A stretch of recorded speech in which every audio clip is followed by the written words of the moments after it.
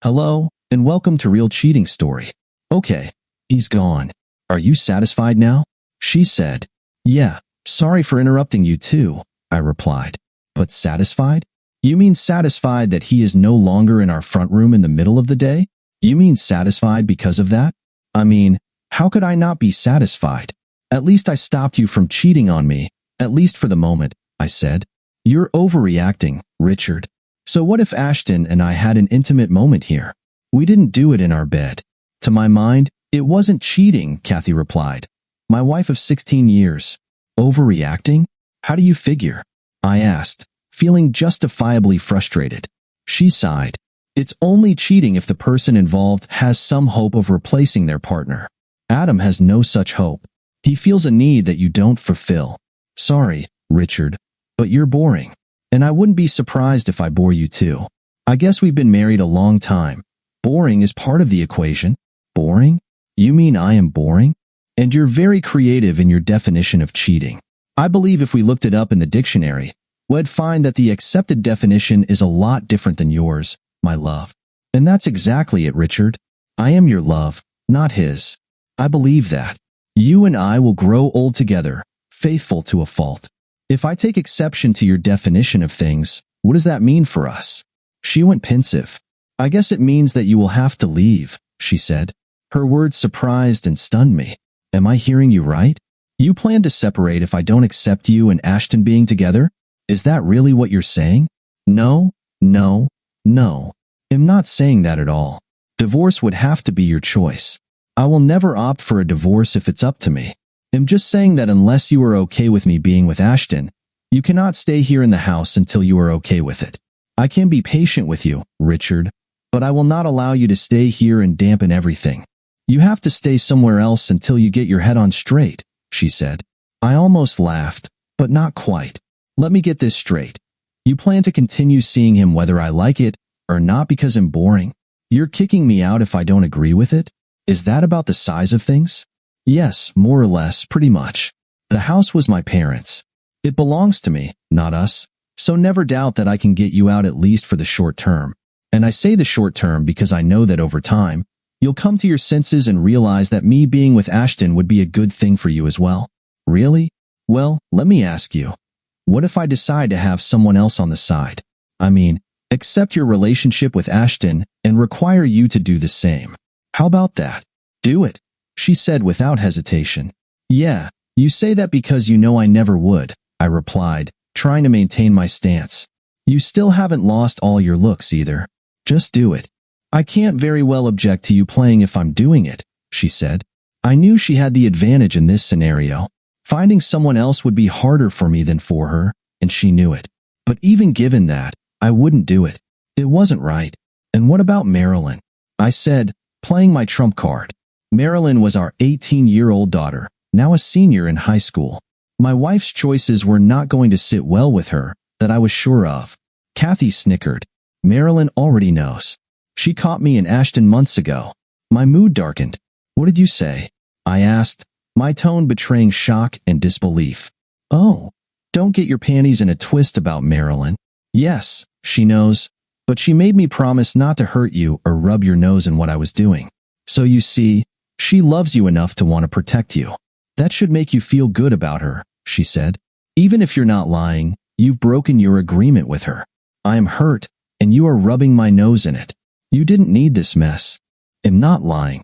You are overreacting, and there won't be any custody issues because she's a technical adult, and also because we are not going to be divorcing unless you are even dumber than I was. Doing what I did with Ashton here in the house today was, by the way, the first time. And I promise you it's the last time. Dumb on my part, Kathy said. No, dear. It's not dumb. It's arrogant and contemptuous of me, I replied. I never held you in contempt. Surely you can grant me that much, Richard, she said. I'm not granting you anything, but it doesn't matter. Now we at least understand each other, dear soon-to-be ex-wife. Get this. I am filing for divorce. I will be asking Marilyn to stay with me until she heads off to state, unless she opts to live with her mother instead. If that turns out to be the case, neither one of you will ever see me again. I hope I'm not being vague here. I really do not want to be vague or misunderstood. Jesus, Richard, did I say you were overreacting? I should have said that you're crazy, said Kathy. No, dear. You're the one who has been involved with Ashton. And crazy? Maybe I am. I did marry you, didn't I? I should have suspected it, especially given how you've neglected me over these past weeks. How long has it been for us? A month, maybe a month and a half? She looked surprised. Really? It's been that long? I will remedy that immediately if you will allow. Forget it. I have no use for you anymore. Too bad. You were a good wife while it lasted, the marriage, that is. Well, I thought you were a good wife. I guess I thought wrong. So, screw you, screw him, and screw anyone else who thinks what you're doing is okay. My implication was not lost on her. If my daughter was actually okay with what her mother was doing, she was history. Yes, even my daughter. I would write off even her if she was so much as tacitly okay with what her mother was doing to me. Now wait a minute, Richard. You're not thinking of going off on Marilyn, are you? She's still a kid in high school. She doesn't have the experience to know how to make judgments or really think logically, said Kathy. Go off on her? Heaven knows. But she better not be okay with you cheating on me. I will not accept that on any level. Jesus, I wish Ashton and I hadn't decided to do it here today, she said. Yeah, sorry you got caught, but not sorry you did it. Not sorry you've neglected me, and not sorry you've put my daughter in this position. We both turned when we heard the back door open and close. Marilyn was home. Hi, Mom. Hi, Dad, she said, tossing her backpack onto the couch. Hi, honey, said her mom, giving her a warm smile. Marilyn picked up on the tension. What's wrong, Dad? She asked, concern in her tone. I guess I was pretty transparent. We need to talk, you and I, but it can wait until after dinner, I said. I needed time to gather my thoughts. After dinner should be no problem, she replied, nodding tentatively. After dinner and the dishes were done, I headed for the front room. Marilyn followed me without my having to ask. Kathy hung back in the kitchen, busying herself with who knew what. Dad, said Marilyn, and I motioned for her to sit while I remained standing. Just a few questions, dear heart. Kathy came in but leaned against the kitchen entrance to monitor things. Did you know that your mother had a lover and kept that knowledge from me deliberately? I asked. She took on a stricken look. Kind of, she admitted. Next question. Do you approve of her actions? Not exactly, she said, but Mom explained that what she was doing wasn't really cheating. I nodded. Okay, final question. Your mom and I will be getting a divorce. Who would you rather live with, her and her partner or me? I was smiling, as though I had already won the race. But the truth was, I was terrified I would lose it. I don't want you to get a divorce, said Marilyn. Your mother gives me no choice. She intends to keep seeing her partner whether I like it or not. She says I'm boring and that at least until I can bring myself to agree to tolerate her actions, I have to move out. So, a divorce is going to happen. Which is it? Her and her partner or me? No, screamed Marilyn. Can't you just ignore her and Mr. Adams? He isn't around much. Please, Dad. Couples lose interest in each other after many years. Even I know that. Mom is just playing a little, that's all. She told me that, said Marilyn. I thought today was the first time Kathy had chosen to be with someone else. Lose interest in each other? Who's this we you're talking about? I said, waving her off. I guess I have my answer. You and Kathy will be gone shortly, I said. The bitterness in my heart and soul had to be apparent to both of them. What? You can't mean, started my wife. Daddy, you need to listen to Mom. She loves you. Not that other guy, said Marilyn. Mr. Adams isn't trying to take your place, and even if he were, Mom would never let him, she insisted. Really, Dad? Addie? I snorted. She doesn't love me, of that I'm sure. She loves him. I'm just the one paying the bills, but no more. She and I are done, and so are you and I. I knew I was being cruel on some level, but so were they. My daughter ran upstairs, and I heard her slam the door. You could have been a little less cruel, said my wife. Look at the way I see it. You and Ashton have destroyed this family and my relationship with my daughter. I hope you realize just how badly you've chosen him, I said, nodding toward the stairs. Oh, you are so stubborn, she replied. Stubborn? No. I'm just utterly intolerant of what you're doing. And in case it matters, I am hurt, jealous, and filled with bitterness. Have a nice life, all of you, I said, then headed upstairs to gather my things. I was packed and on my way downstairs in half an hour. As I packed, Kathy kept up an almost ceaseless barrage of ill-conceived arguments, railing at me to calm down and rethink my decision to leave. She even threw in promises of affection and intimacy if I would reconsider. But I was determined to never touch her again, regardless of how everything played out in the weeks and months ahead. I was gone and settled into the Rockville Lodge within an hour of leaving. Kathy's parting shot was that she would ruin me if I dared to opt for a divorce. That was the rub. I had adamantly held that I would be divorcing her, but did I really want to go that route and risk financial issues? I decided to do nothing for the present. If I met someone I wanted to spend my life with, it might be a different story. But in the near term, inaction was going to be my modus operandi, regardless of the message it would send to the two women who were now no longer in my life. I guess I need to digress for a moment. Who are we, exactly, the Nelsons? Well, as to that, the following might be of some utility. Me, Richard Nelson, 38, auto mechanic, not terrible looking, slightly balding, a bit overweight, an ex-track and field athlete. My wife, also 38, 5 feet 7 inches, 120 pounds, a housewife, very pretty, dark-haired, an ex-cheerleader. Marilyn, 18, pretty, popular, still growing into her womanhood but looking to be a mirror image of her mom, and she was still the apple of my eye. That, despite what I saw as her betrayal of me, I'd be a long time getting over that one, if I ever could. Meanwhile, Kathy sat at the bar, glancing at her watch and then at her phone every couple of minutes, as though she were waiting for the delivery of her lottery winnings. She took another sip of her martini. "How's it going?" Kathy asked the bartender as he approached. "Okay," she said. He was Jim Barton, head bartender at the Blue Lagoon, and he knew when to chat and when to stay quiet. He didn't respond to the obvious tension, but ambled off down the bar to respond to a couple of customers. Another woman plopped down on the stool beside her.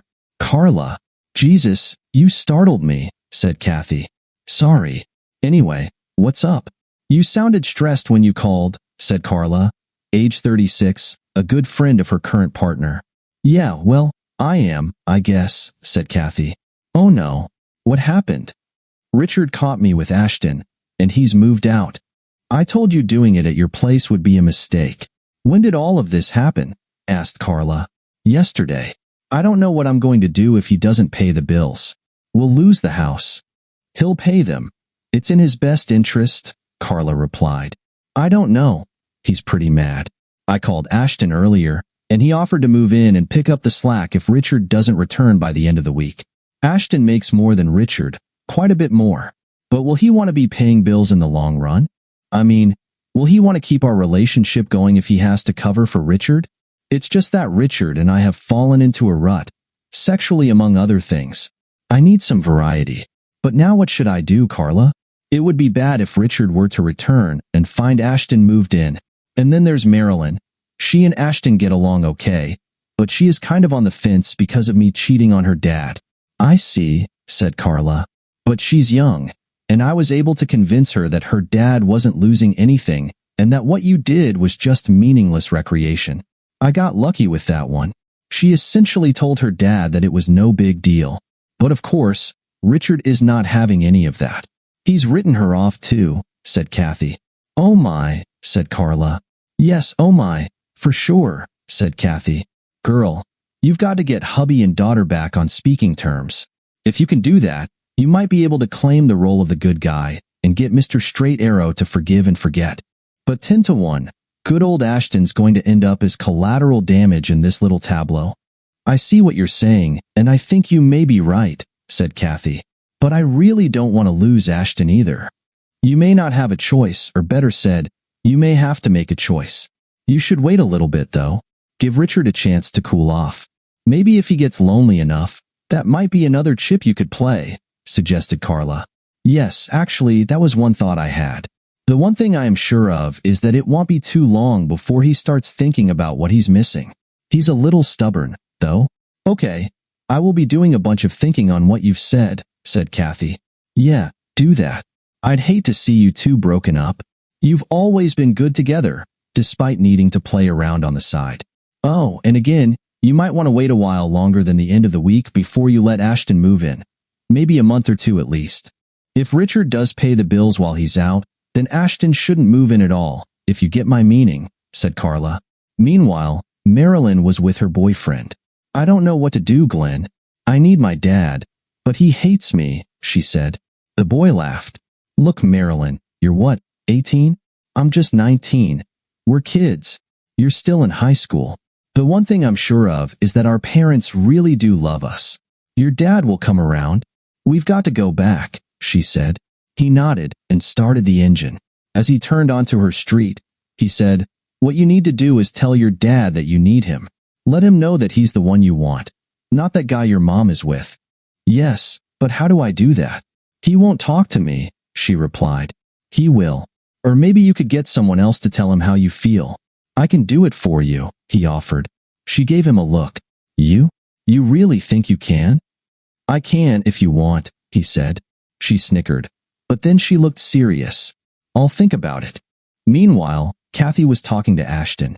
Yes, he left, and he's really upset. It's going to be a while before he's in the mood to even talk to me, let alone return to our bed, she said. Jesus, how are you going to get on if he divorces you? Ashton asked. You get to move in and pay the bills for the foreseeable future, she replied. He sighed. Okay, no problem. I can do that. But you will have to be picking up expenses right away when you do. Would that be all right? You will be getting a lot more attention than before, though. Any chance of getting a little of that right now? I think I just might be able to accommodate you. So why don't you come over here? They soon had a passionate encounter, and when they were done, they lay beside each other. You really needed that, he said. It was not a question, she replied.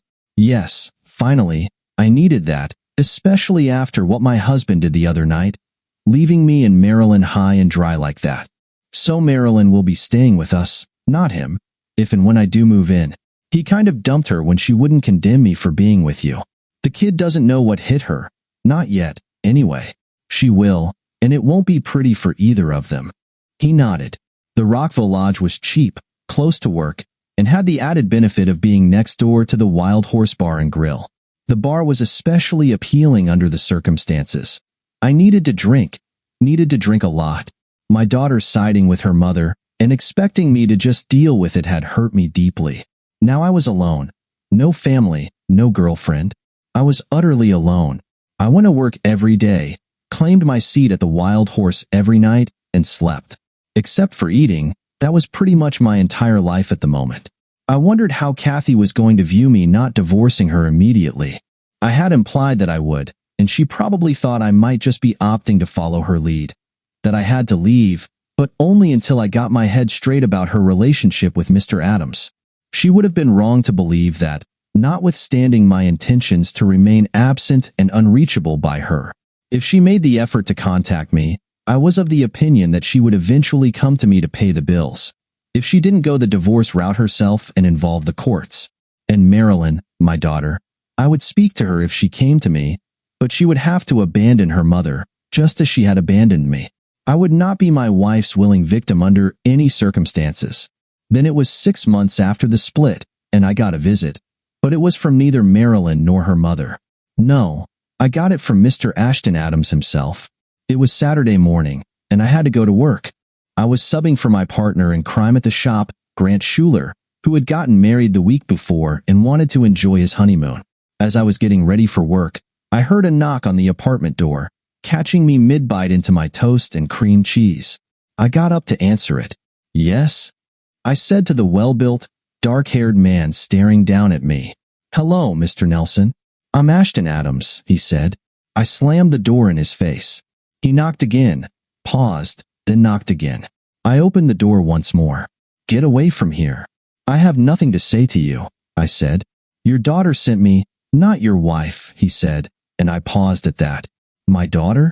Tell her to come here herself if she wants to talk.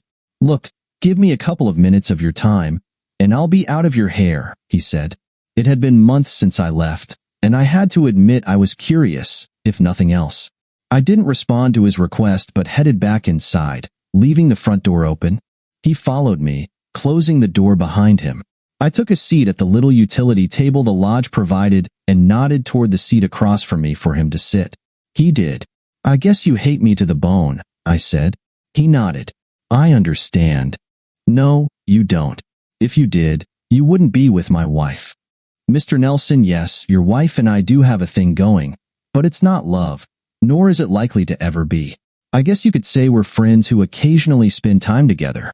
We don't go out and have fun like dancing or bowling. Everything is more casual." "Get to it, Adams. What are you here for?" "You mentioned my daughter. Marilyn misses you.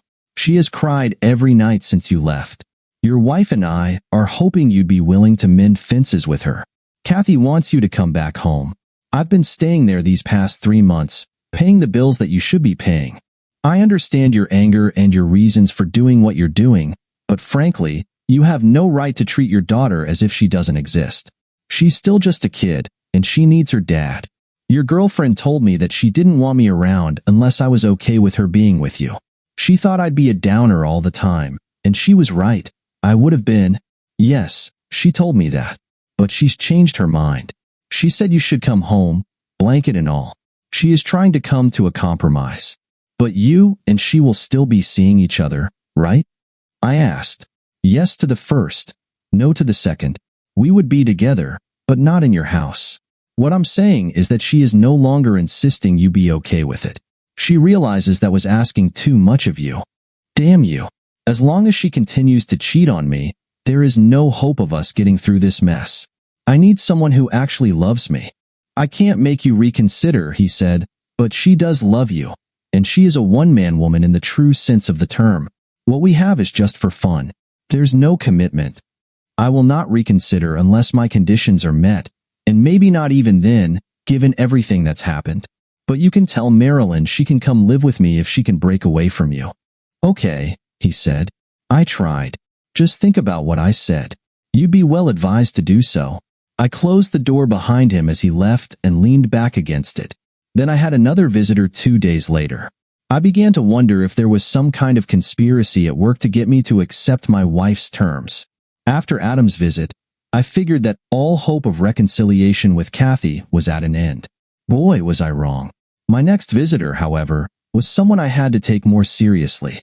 "Hi, Dad," said Marilyn. I jumped. "Marilyn, you startled me." I had been working on a transmission when she made her appearance at midday. "Got time for lunch, Dad?" she asked, looking hopeful. I didn't answer her right away. I scooped some hand cleaner out of the can and started cleaning the grime off my hands, staring at her as I wrapped my hands together in a somewhat successful effort to tidy up. My tone was level, neither negative nor overly enthusiastic. She gave me a small smile. I dried off my hands and headed back inside to grab my coat. She waited for me, knowing what I was doing. She had been to the shop many times in the past, but it had been more than 6 months since the last time I'd seen her, and during that lengthy period, I hadn't heard a word from her. I had to believe that Adams might have had a hand in that, but who knew? I went over to Grants Bay, where he was doing a tune-up on an old Chevy, and let him know I was going to lunch. He glanced in my direction, saw who I was with, and gave me a thumbs up. Millie, the shop secretary, and Grant were the only ones still around when we left. The rest of the crew had already gone to the cafe down the street. I didn't want a lot of questions from my fellow workers when I got back, so I had her drive to Denny's on Maple. We'd be anonymous there. "Nice ride. Your mom buy it for you?" I asked. She looked a little surprised. "No, Ashton bought it for me." I think she felt a bit embarrassed by her display of opulence. "Nice of him," I said, my voice even. She didn't respond as we pulled into the parking lot, got out, and headed for the entrance. She walked slightly ahead of me. For the first time, I noticed that she was dressed nicely, expensively. She reminded me of a spoiled rich kid, a good-looking one at that. Well, she was my daughter. Whatever else I might think, she certainly didn't look like the daughter of a working-class mechanic. We were escorted to a table in the middle of the bustling cafe. It was lunchtime, after all. I ordered a patty melt, and she ordered a salad. I couldn't help but smile, This was the girl I used to know, or at least thought I knew. She would have ordered a burger back in the day. As we sat with our iced teas in front of us, she gave me a condescending look. Dad, you have to go back and see Mom. You just do. She talks about you almost every day. Frankly, Ashton has told her to be quiet more than once. Dad, she loves you, not him. He might satisfy her needs, but you made her day. Used to, anyway. Yes, she's selfish, and she wants both things. Ashton is easy and willing to go along with her plans. It's only you who is being difficult. Are you really so contemptuous of me that you think you can come here after everything that's happened and treat me like a child who doesn't know anything? I asked. I'd really like to know what your condescending attitude is based on. I didn't mean to be condescending, she said. Do you have any idea how ridiculous and unrealistic you sound? No husband is going to put up with being his wife's backup plan. But she expects me to be just that, and apparently so do you. She sighed. Actually, I don't expect you to. It's clear to me that you're too old-fashioned to give in. Still, I had to give it the old college try. Oh, and you do know I started college this past quarter, right? I didn't get the email, but I figured you probably had, I said. She had the decency to look at least a little guilty. Yeah, I guess communication from our end has been kind of lacking. Neither has it been from your end, she said, satisfied with her retort. I promised my wife that I wouldn't be talking to her, and I guess I told you that you'd be subjected to the same treatment unless you break off your relationship with her. So, I'm the only one keeping my word. Looking at you today, it seems your mother's boyfriend has done a good job of winning you over. What, the Corvette out there? I said, pointing out the window. Uh-huh. You think she started that? Oh yes, I think you've sold out. A 10-year-old Rover I would have kept in good condition would pale in comparison to what Mr. Rich has you driving around in. What Rover? She asked. It's at the shop. You know I keep it in top shape in case you decide to come live with your dad, the one who isn't cheating on his spouse. She gave me a hard look. I'm staying at the college, Dad, not with them. But I'm there a lot, mostly to help Mom keep it together. Keep it together for what? I asked. Yes, she can't get over you leaving her like that. She needs you. Dad, she wants Ashton, but she needs you. Ashton's okay, but he's almost totally devoid of sensitivity. You, on the other hand, are Mr. Sensitive. Mom needs you. I need you. Oh, she needs me? For what? She has a boyfriend to satisfy her needs, pay her bills, and get her daughter an expensive car. Why not start getting those needs met by him? Dad, you are such a pain sometimes. I plead guilty, but daughter dearest, you ain't seen nothing yet. Daddy, please think about coming home. I looked at her and tried to gauge the sincerity of her request.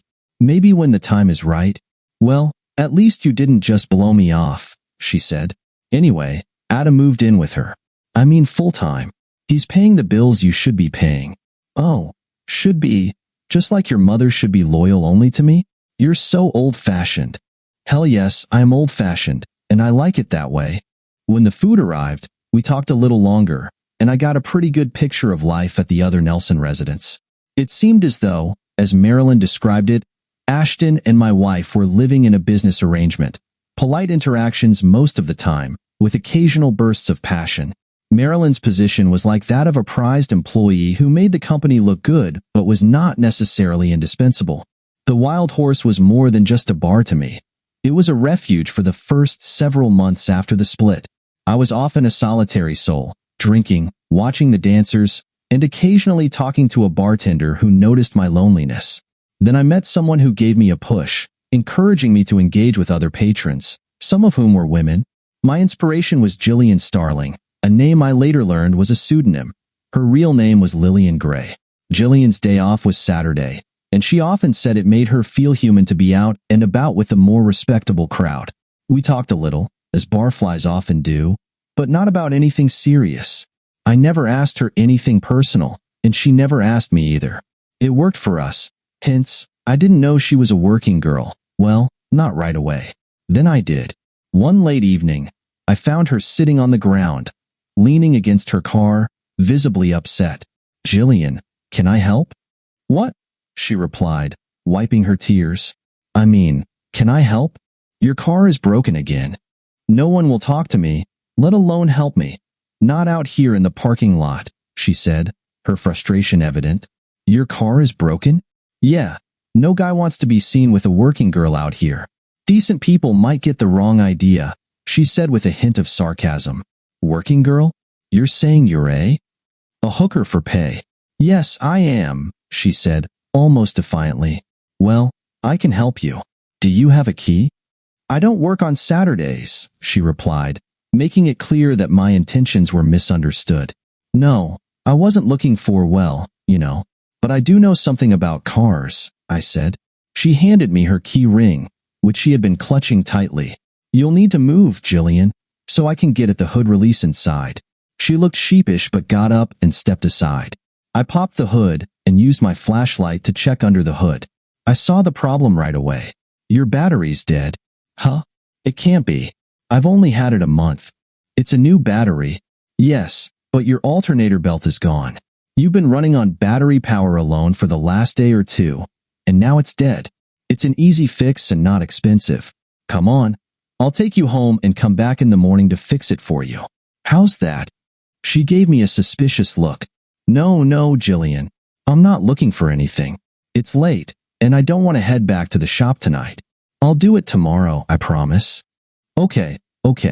But how do you know so much about cars? I'm a mechanic, I said. But honestly, any teenage boy might have noticed the same thing when I looked under your hood. It's really not a big deal. I just need to get a belt, a few tools, and some daylight to do the job right. I hate working on cars in the dark. A mechanic? You never told me that. No, I don't want to hear a ton of complaints about what went wrong with everyone's car when I'm out at night, so I usually keep that to myself. You're a special case, a damsel in distress. I took her home, keeping her ignition key, since I'd need it in the morning. I assured her I'd have her car back to her by noon the next day, with Grant helping me out to deliver it. She seemed tentatively grateful when I left with her keys. The next day, I returned to fix and pick up Jillian's car, with Grant driving behind me in his Silverado. I charged her $26, just the cost for the fan belt and no labor. She was effusive in her gratitude, which made me feel like I'd passed some kind of test as a friend. No offer for a trade for the fan belt? Grant asked as we drove back to the shop. No offer, I replied. I'm not into taking advantage of women. Really? A sweet piece like her? You might want to consider lowering her standards a bit. Maybe if I wasn't still married, I said. He gave me a look. You're saying you'd be willing to get back with Kathy after everything she did to you? No, I don't want to go back to her, but I haven't thought about my marriage in a long time. She cheated on me that one time, but aside from that, she's been a good wife. Yeah, well, you're a stronger man than I am. I could never get past that. I'd need some serious surgery to get my foot out of her throat, he chuckled. We talked a little longer until we got back to the shop. It occurred to me that Grant might have a point about being open to something with Jillian. I sure was feeling the pressure of not having been intimate with anyone since breaking up with Kathy. Maybe Kathy thought I'd be desperate enough to give in to her charms, but she was wrong, at least as far as she was concerned. When I arrived at the bar that night, I noticed Jillian was there, and I was a little later than usual. Grant had asked for my help with some heavy lifting. How's it going? I asked as I approached her. Oh, hi Richard. Good, and you? I'm good too, I said, smiling. Really? The sight of me makes you happy? She asked, a playful glint in her eye. Absolutely. Got time for a drink? She gave me a knowing look. You know I'm working, right? I figured, but that doesn't answer my question. Yes, sure. I always have time for my favorite mechanic, she said, smiling back. We took seats at a table along the far wall. So, what do you want to talk about? She asked, and I had to think of something. I had just seen her and decided I wanted to talk to her. How about you let me be one of your clients for the night? I blurted out something surprising, unsure if it was me or her who was more taken aback. My cheeks flushed, tilting the answer to that little mystery in my direction. Jillian laughed and asked, Do you know how much I charge for an evening of my time? I chuckled nervously, acknowledging that I had a business to run and a desire for companionship. But to answer your question, no, I don't know how much you charge for an evening. She smirked. Okay, it's a flat $100 an hour. Or if someone wants the whole night, it's a flat $500. But since it's you, I could offer a 20% discount. I could see in her eyes that she thought she was out of my financial reach. I smiled back. Okay, down for the night, and no discount needed. She looked surprised, and I continued, yes, really? Her place was quite small, but she showed me around.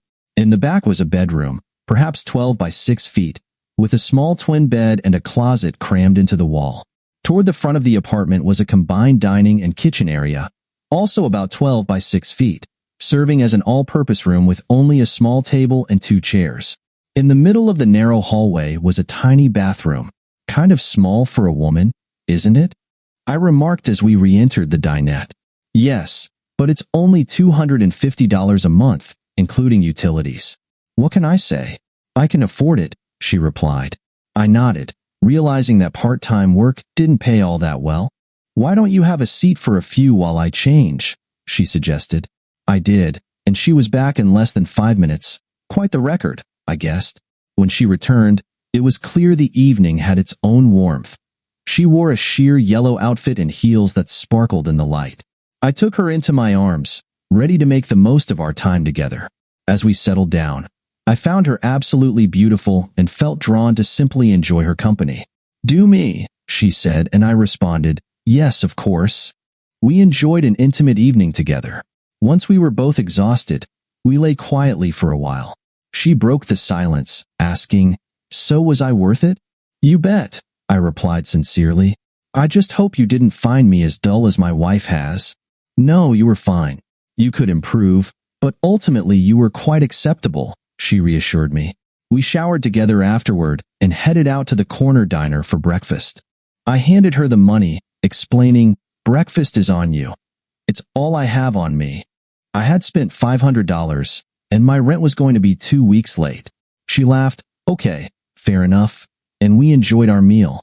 After breakfast, we kissed goodbye for the moment. Meanwhile, Kathy was with her friends. How did you come by this little piece of information? Carla asked. I saw them together at the Wild Horse, Carla replied. Kathy sneered, so my moralistic one-woman man is playing around too. Makes one wonder for sure. What are you going to do? Carla inquired. Not sure.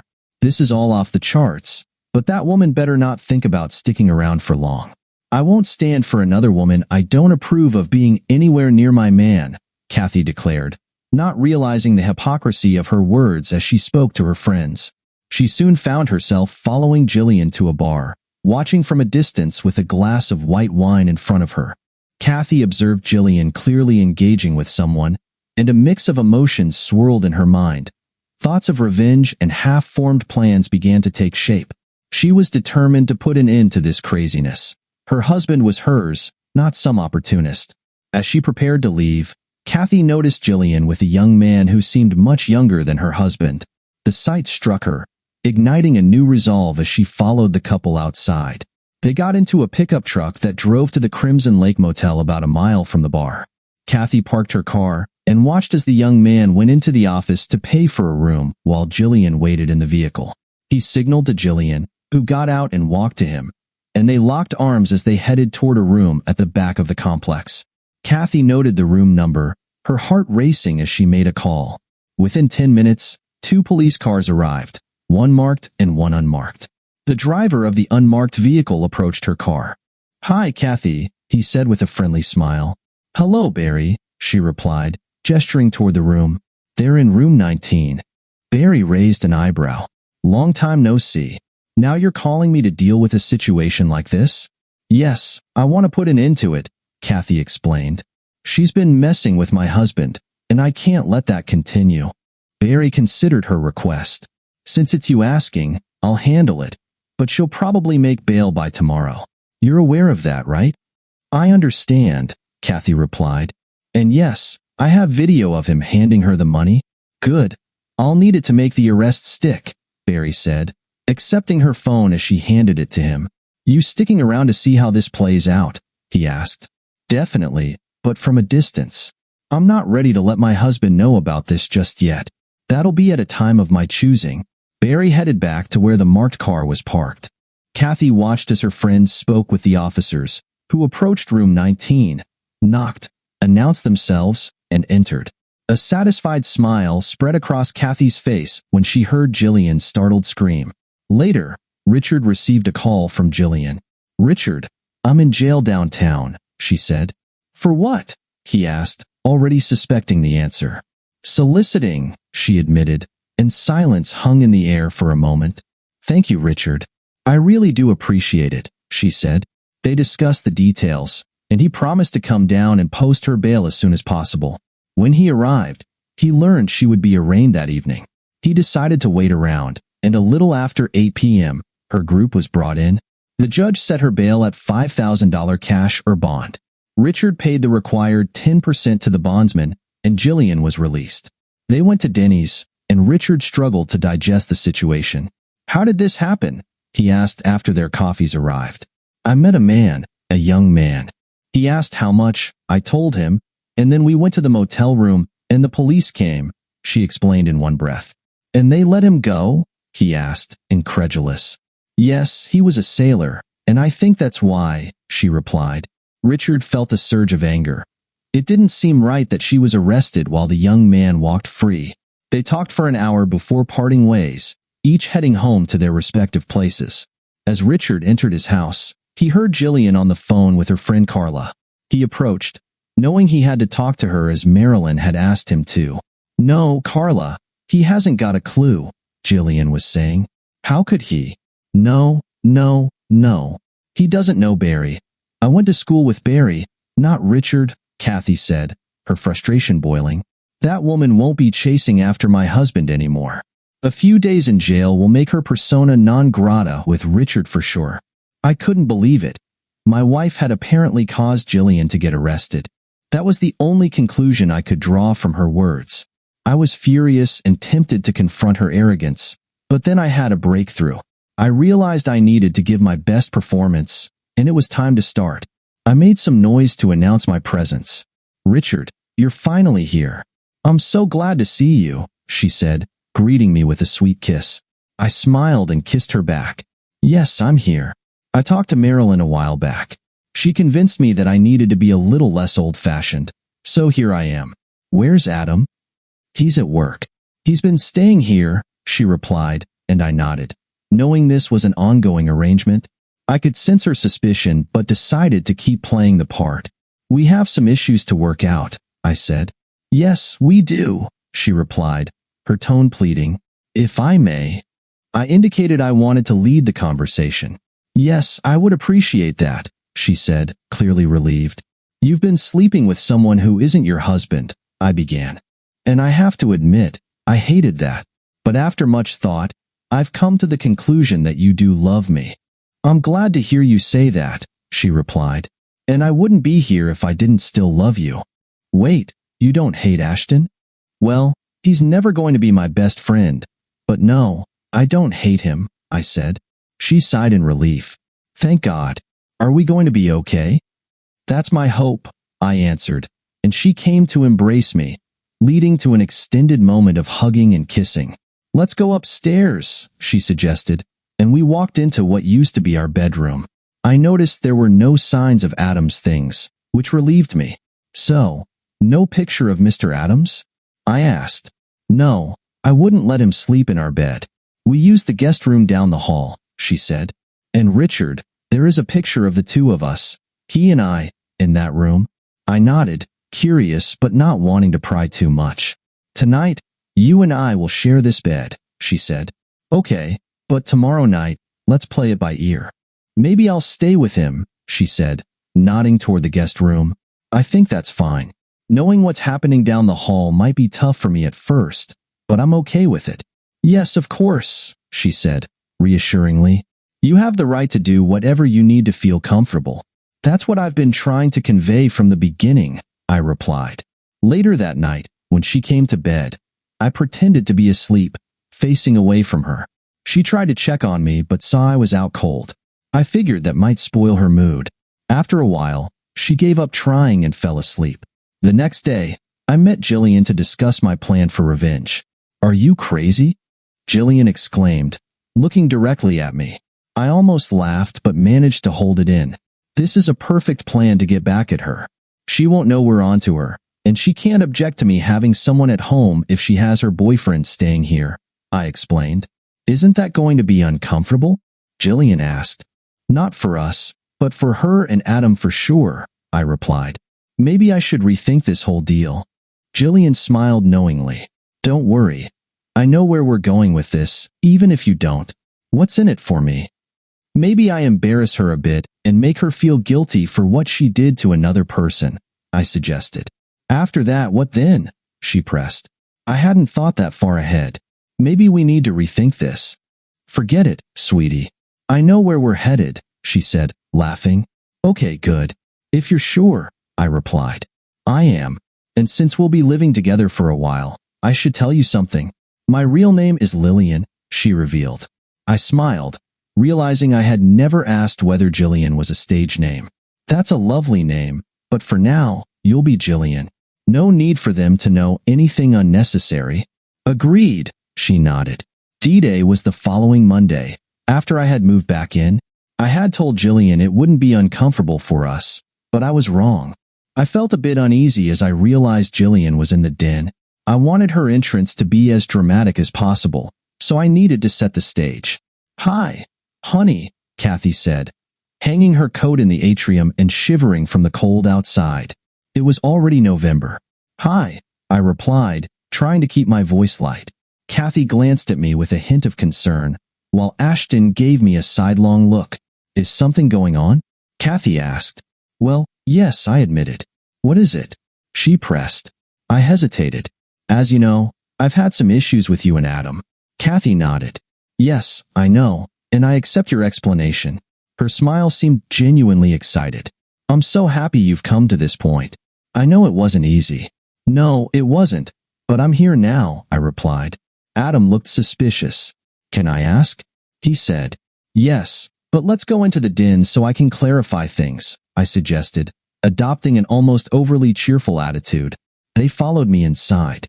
As I entered first with Kathy right behind, I announced, surprise. What's going on? Kathy asked, clearly confused. Everyone, this is Jillian, a friend of mine.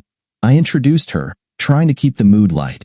The looks I received from my wife and her boyfriend were almost enough to make me laugh. I held it together, though. Richard, what are you talking about? Kathy asked, still confused. Jillian will be staying in the room next to Adam's. They can share the hall bathroom. I figured it would work out, I explained. I thought it was a good idea having Adam stay here, so I decided to copy you, I added. But Kathy started, her concern evident. It's all right, isn't it? I mean, you and Adam are okay with this? I asked. I guess so. It's just so unexpected, she replied, her tone lacking confidence, but her words suggesting agreement. Do you think he knows you were the one who had her busted? Ashton asked quietly. No, nobody knows but you and me. It was an anonymous tip to an old friend, I said. If he doesn't know, then this is quite a surprising coincidence. Yes, for sure. But there's no way he could know unless one of us said something, and neither of us did. So, no way, I reassured him. Adam didn't look entirely convinced, but he shrugged and gestured that he was okay with it. Jillian offered to help Kathy with dinner, but Kathy declined, and Jillian didn't push it. After dinner, the atmosphere grew tense as bedtime approached. Kathy made it clear she wanted me with her for the night, which I had anticipated. I had shown Jillian to her room, and she seemed comfortable with the situation. I was already getting ready for bed when Kathy finally entered the room. Tonight, Jillian will have to manage without you, she said. Can I ask how long this has been going on? I replied, oh, not long. We've only been together once, but it was good. Different, like you said it was with Adam, she admitted. I watched her as she began to undress. What's Jillian like? Kathy asked. I don't know much. We've talked a bit. She works in public relations, no husband or kids. She's a little young at 28, I replied. It's just physical, honey, not the kind of commitment you and I have. Kathy nodded, but then she leaned in to kiss me. Oh, hold on, honey. You should have told me you wanted to be intimate, I said, stepping back. I just finished with Jillian before you came in. I thought you were spending the night with Adam, and honestly, after a long day in the garage and with Jillian, I might be a bit worn out." Kathy's expression changed, and she walked out of the room. "I'll be with Adam tonight," she said. A few moments later, Kathy joined Ashton. He looked at her and asked, "So, he doesn't know what she does for a living, right?" "Apparently not. He thinks she's in public relations," she said. Ashton chuckled. "Well, she kind of is, I guess. She definitely connects with a lot of people from the public sphere." He laughed again, unable to stop. Kathy became irritated. "Stop it, Adam. It's not funny." "Why not? I think it's hilarious." "It's not, and now he's got her right here in the house, reminding me of it." "Well, logically, you did the same to him," Ashton pointed out. "You came here after he moved, and you help with the bills. You actually have a right to be here, as far as I'm concerned." "Good point. It's hard to argue with you on that one. So anyway, how was it last night?" "You haven't said," she inquired. Kathy shrugged. "He was a bit clueless when I got to him. He just isn't that great in bed. If he were, I wouldn't be here now, would I?" Ashton snickered. "Yeah, right. Like you could do without the real thing after experiencing it." Kathy smirked. "You're good, but there are other factors to consider beyond exciting intimacy and stamina. Yeah, like financial security. And I've got that too. It's hard to find a downside to me when you think about it." "Yeah, you have your good qualities. I can't deny that. If you were just a bit more trustworthy, I might struggle to find a downside." "Untrustworthy?" "You might recall that when Sai abandoned you and stopped paying the bills, I stepped in to cover your expenses," she argued. "That's true, and I do trust you as long as I still have my looks and charm. But what happens when I age?" "Let me answer that. My so-called cuck will still be around, boring personality and all, while you'll be out chasing younger options." He spread his hands in a gesture of surrender. Outside the room, Richard listened to the conversation, feeling hurt by her words. Torn between confronting them or leaving with Jillian, he chose to go find her. I hurried down the hall to where Jillian was ironing a couple of her dresses. "We need to talk," I said. "Yes, we'll leave, but not until after we spend some more time together. Maybe in a couple of weeks. A little time with us together under their noses is the plan." Meanwhile, Kathy continued her conversation with Ashton. "Should we say something to them?" she asked. "No, they're going to be intimate. We know it, they know it, and that's just how it is," Ashton replied. "Are you jealous?" he asked. "No, not exactly. I'm a bit annoyed that I had no warning." "I gave him a warning," Ashton said. "Yes, a warning that didn't really have much impact." "Your warning was more of a softly phrased ultimatum," she countered. "Let's just go with the flow and not make a big deal of it. She's attractive, but she's not in your league. Don't worry about it." "Okay, I guess you're right." "You're always right, my big man," she said. "You know, sooner or later, he's going to have to make a decision, and it looks like he's opting for action. You might want to think about divorcing him to put him out of his misery." "I know, but I don't really want to. I mean, divorce him, yes, but it's not fair to you considering everything I said before." "I'll think about it," she replied. "Where are they?" Jillian asked. "In the den." "Let's go to your room and let them wonder about us," I suggested. I wasn't concerned about needing her permission after what I'd overheard. She smiled, took my hand, and led me down the hall from the kitchen where we'd been talking and sipping our hot teas. "What was that?" Jillian asked, hearing a loud noise. Ashton leaned back in his seat. "That, my dear, is the sound of someone enjoying themselves," he said with a smirk. Kathy shook her head. "That has to be a fake noise. He never made me feel that way." "Yeah, but she's smaller than you, and she's probably had more experience," he teased. Kathy frowned. "I still think she's faking it." "Come on, that's just jealousy talking. You're obviously a little bothered by it," he said, laughing. She shot him an annoyed look. Okay. I just think it's funny that you keep me around for a few hours a week and then shine him on if he's not interested. I'm just as good a guy as he is. You just haven't figured that out yet," Ashton said. She sighed. "I have, Adam. It's just that I don't know. I guess I'm just used to him. He makes me feel safe and loved." "I love you, and I will protect you. I promise I won't cheat on you, he said, and she kissed him. A week later, Richard and Jillian left the house after stirring things up with Kathy every night with their passionate moments. A few days later, they met Grant and his wife, Carrie. Do you think they've gotten the message? Carrie asked. You guys moved out a week ago, and you haven't heard a word from them. No, no word. I don't know what to make of their lack of interest, Richard said. They're probably waiting for you to make the first move, Grant suggested. I guess it doesn't matter, except maybe economically, Jillian said. Richard and I are planning on getting married, so a divorce could have some implications financially, but otherwise married? You old devil, Grant exclaimed. Congratulations. That goes for me too, Carrie said. We were going to tell you tonight, said Richard. In fact, just then, he nodded toward the waiter arriving with the ice bucket and a bottle of champagne. But my well-loved intended couldn't wait. I feigned displeasure, but Leland had the decency to look a bit embarrassed. Well, I think it's wonderful, offered Carrie, and Grant echoed her sentiment. I smiled. Yeah, it is. A man in a cheap suit approached our table. Mr. Nelson, he said, looking back and forth between me and Grant. I'm Nelson, I replied, and he handed me an envelope. Your serve, sir, he said before walking off. Everyone looked at me. Well, how do you like them apples? I said, earning knowing looks from everyone. That's why there's been no contact from them. She's decided to make it official. She's dumping me before I could dump her. Wow, said Leland. You can double that for us, said Grant. But we do have the champagne. Now we have 2 toasts to make.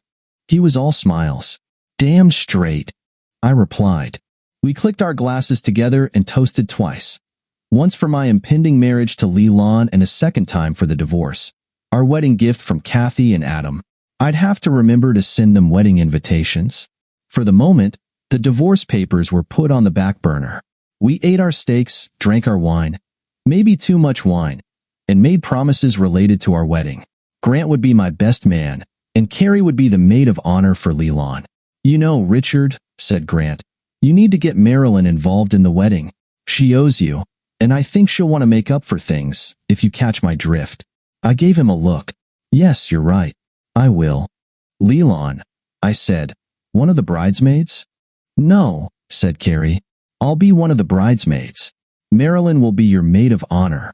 If she agrees, that is. Well, yes, I said. Is that okay with you, honey? Sure, it's a good idea. It will definitely make a statement that your soon-to-be ex-wife will understand, Leland said. It will indeed, I replied, noticing her brows knitted in thought. What day did you say you and Miss Gray were getting married? Asked Marilyn. The 3rd of June, I answered, and I could see she was beginning to cry. Why? What's wrong with the 3rd? Your classes are out on the 10th, Dad. That's the day Mom and Ashton are getting married, she said. God hates me. I know it. Oh, you have a conflict then? I asked, trying to understand. Do you think, Dad? I mean, after everything, yes, I have a conflict, she said.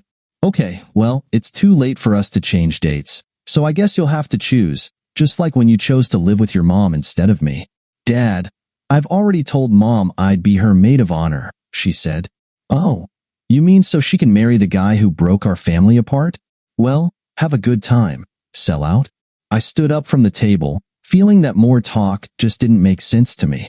It was clear she was aligned with her mother, not with me, so that ended it. I no longer had a daughter, I thought.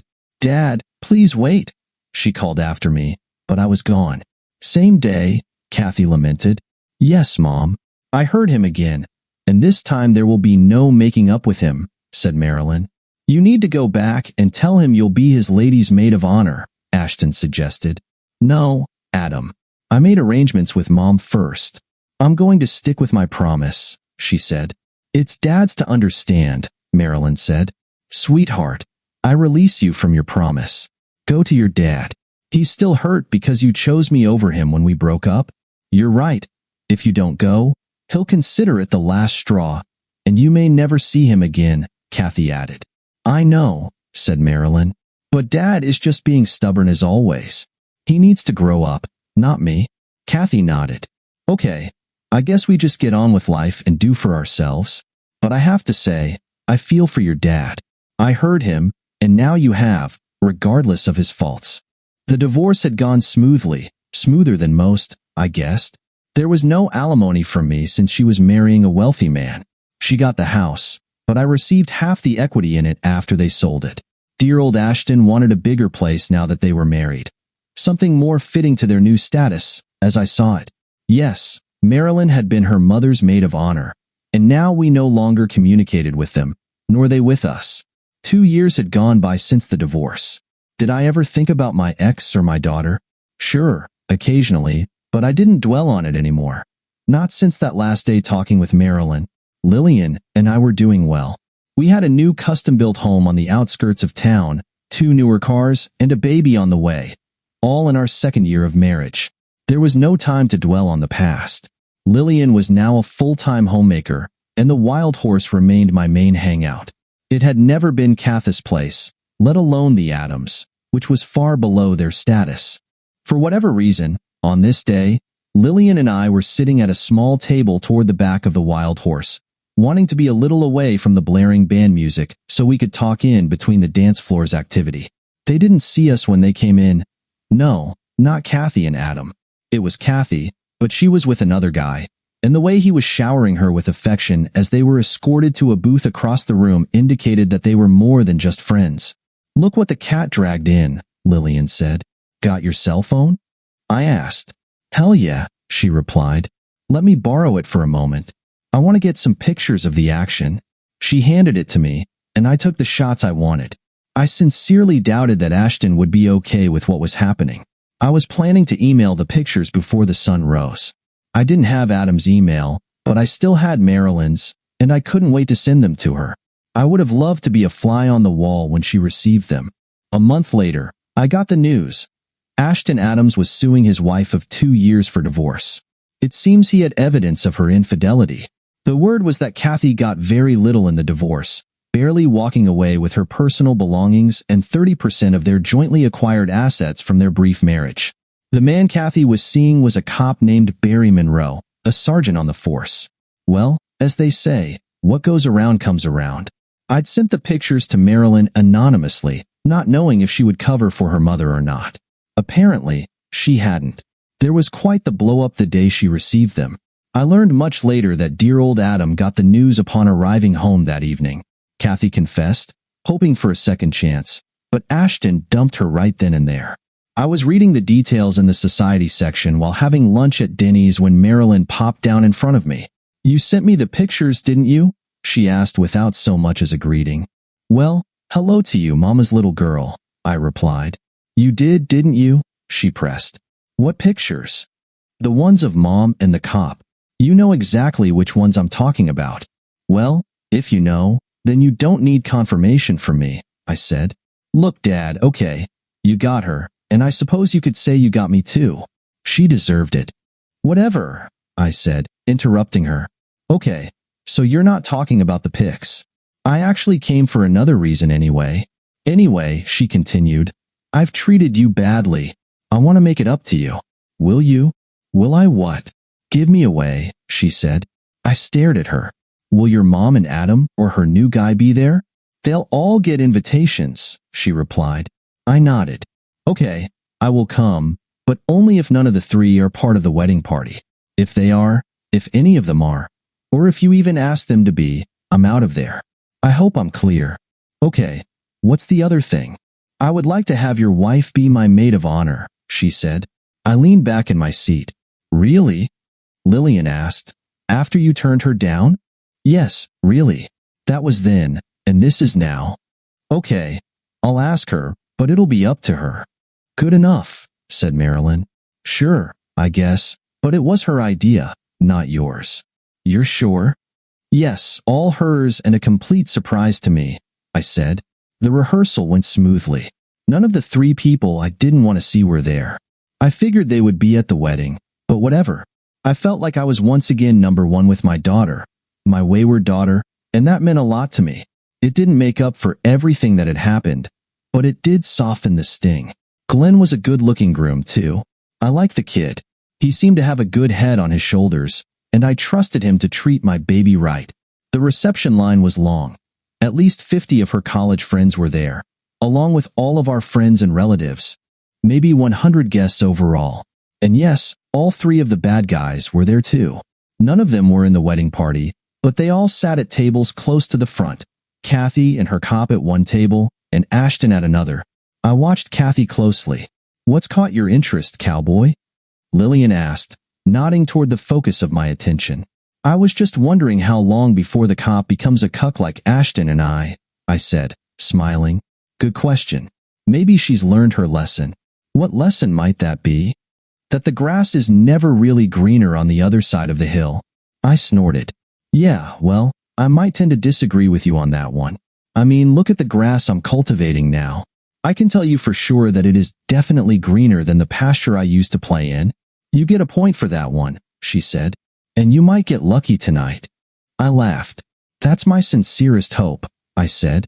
After the toasts and dinner, the father-daughter dance was over, and general dancing and drinking were underway. Lillian and I had taken seats at the back to catch our breath after a more than athletic go on the dance floor. I hadn't noticed her coming toward us until she took a seat across from me. "You got me good, didn't you?" Kathy said. I stared at her. "Now what's the matter? Cat got your tongue?"